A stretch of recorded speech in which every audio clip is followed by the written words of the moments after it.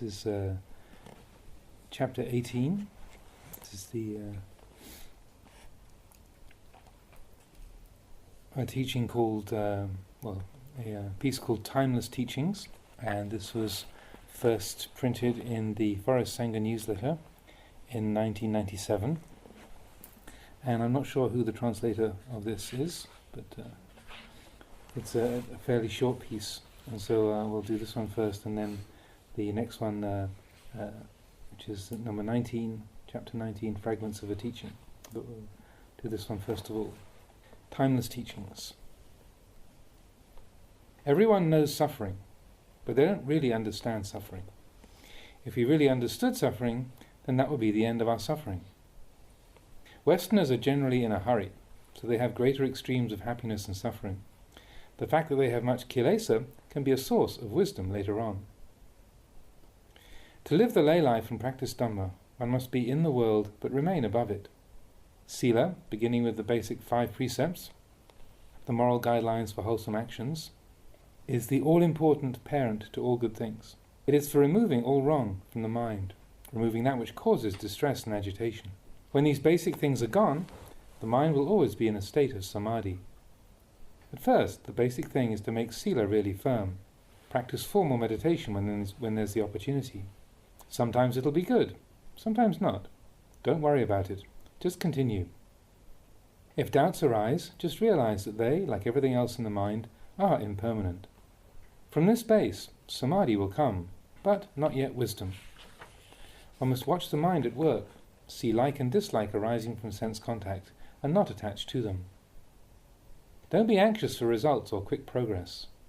An infant crawls at first, then learns to walk, then to run, and when it's fully grown, can travel halfway around the world to Thailand. Dana, giving or generosity, if given with good intention, can bring happiness to oneself and others. But until sila is complete, giving is not pure, because we may steal from one person and give to another. Seeking pleasure and having fun is never ending. One is never satisfied. It's like water in a jar with a hole in it. We try to fill it, but the water is continually leaking out. The peace of the religious life has a definite end. It puts a stop to the cycle of endless seeking. It's like plugging up the hole in the water jar. Living in the world, practicing meditation, others will look at you like a gong which isn't struck, not producing any sound. They will consider you useless, mad, defeated, but actually it's just the opposite. As for myself, I never questioned the teachers very much. I've always been a listener. I would listen to what they had to say, whether it was right or wrong, it didn't matter. Then I would just practice. The same as you who would practice here. You should not have all that many questions. If one has constant mindfulness, then one can examine one's own mental states. We don't need anyone else to examine our moods. Once when I was staying with an Ajahn, I had to sew myself a robe. In those days there weren't any sewing machines. One had to sew by hand, and it was a very trying experience. The cloth was very thick, and the needles were dull.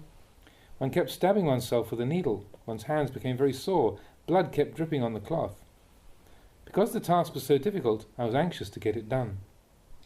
I became so absorbed in the work that I didn't even notice that I was sitting in the scorching sun, dripping with sweat. The Ajahn came over to me and asked me why I was sitting in the sun and not in the cool shade. I told him that I was really anxious to get the work done. "Where are you rushing off to?" he asked. "Oh, I want to get this job done so that I can do my sitting and walking meditation," I told him. "When is our work ever finished?" he asked. Oh, this finally brought me around.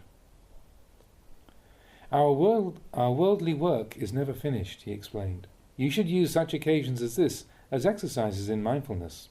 And then, when you've worked long enough, just stop. Put it aside and continue your sitting and walking practice." Now I began to understand his teaching. Previously when I sewed, my mind also sewed, and even when I put the sewing away, my mind still kept on sewing. When I understood the Ajahns' teaching, I could really put the sewing away. When I sewed, my mind sewed, but when I put the sewing down, my mind put the sewing down also. When I stopped sewing, my mind also stopped sewing. Knowing the good and the bad in travelling or in living in one place, you don't find peace on a hill or in a cave. You can travel to the place of the Buddha's enlightenment without coming any closer to enlightenment. The important thing is to be aware of yourself. Wherever you are, whatever you're doing. Virya, effort, is not a question of what you do outwardly, but it's just a constant inner awareness and restraint. It is important not to watch others and find fault with them. If they behave wrongly, there's no need to make yourself suffer. If you point out to them what's correct, and they don't practice accordingly, leave it at that. When the Buddha studied with various teachers, he realized that their ways were lacking, but he didn't disparage them. He studied with humility and respect for the teachers. He practiced earnestly and realized their systems were not complete. But as he had not yet become enlightened, he didn't criticize or attempt to teach them. After he found enlightenment, he recalled those that he had studied and practiced with and wanted to share his newfound knowledge with them. We practice to be free of suffering, but to be free of suffering does not mean just to have everything as you would like it. Have everyone behave as you would like them to, speaking only that which pleases you. Don't believe your own thinking on these matters. Generally, the truth is one thing and our thinking is another thing. We should have wisdom in excess of thinking. Then there is no problem. When thinking exceeds wisdom, we're in trouble. Tanha, in practice, can be friend or foe. At first, it spurs us to come to practice in the first place. We want to change things, to end suffering. But if we're always desiring something that hasn't yet arisen, if we want things to be other than they are, then this just causes more suffering. Sometimes we want to force the mind to be quiet, and this effort just makes it all the more disturbed. Then we stop pushing, and samadhi arises. And then in the state of calm and quiet, we begin to wonder, what's going on? What's the point of it? Then we're back to agitation again.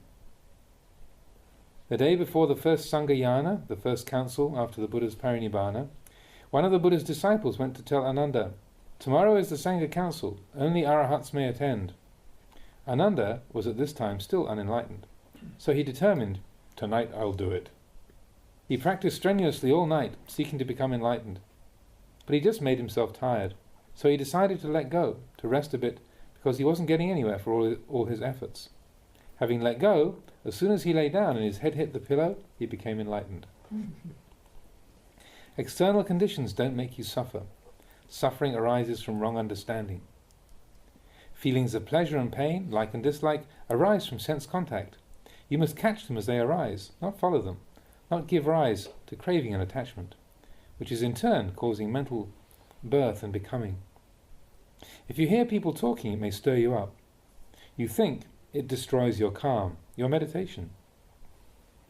But you hear a bird chirping and you don't think anything of it. You just let it go as sound, not giving it any meaning or value. You shouldn't hurry or rush your practice, but must think in terms of a long time. Right now we have new meditation. If we have old meditation, then we can practice in every situation, whether chanting, working or sitting in your hut. We don't have to go seeking for special places to practice. Wanting to practice alone is half right, but also half wrong. It isn't that I don't favour a lot of formal meditation, but one must know when to come out of it. 7 days, 2 weeks, 1 month, 2 months, and then return to relating to people and to situations again. This is where wisdom is gained. Too much samadhi practice has no advantage other than that one may become mad. Many monks, wanting to be alone, have gone off and died alone. Having the view that formal practice is the complete and only way to practice, disregarding one's normal life situation, is called being intoxicated with meditation. Meditation is giving rise to wisdom in the mind. This we can do anywhere, any time, and in any posture.